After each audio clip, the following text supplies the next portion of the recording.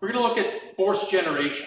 So without getting into Jedi mind tricks, there's 5 ways you can generate force. You can generate force with a rise, driving straight up with your heels. It's sometimes you'll have a hip pop, right? As an example, like you're going through and trying to lift somebody off so you can throw them. Right? We have a fall. That's dropping your weight, as an example, your knee onto somebody's chest, right? Or onto their face or their neck or onto their leg or something like that. We're dropping our weight. We're using gravity to generate that force.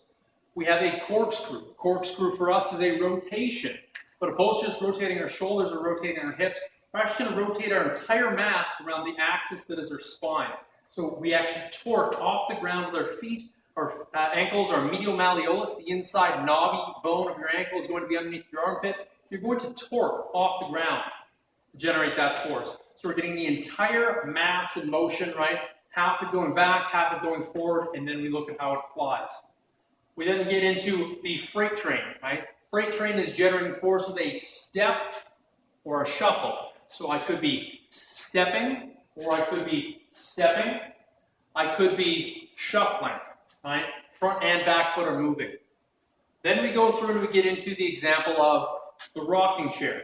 Rocking chair is just generating force with a shifting style motion. My front foot may or may not move, but it's that transfer of mass.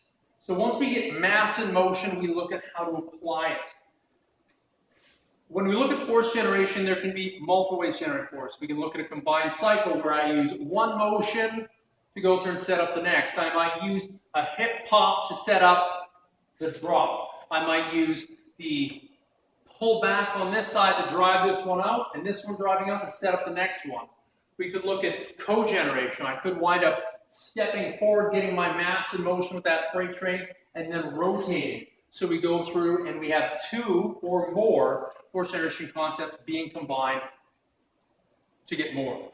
When we look at the application in our next video, there's 3 ways to generate force.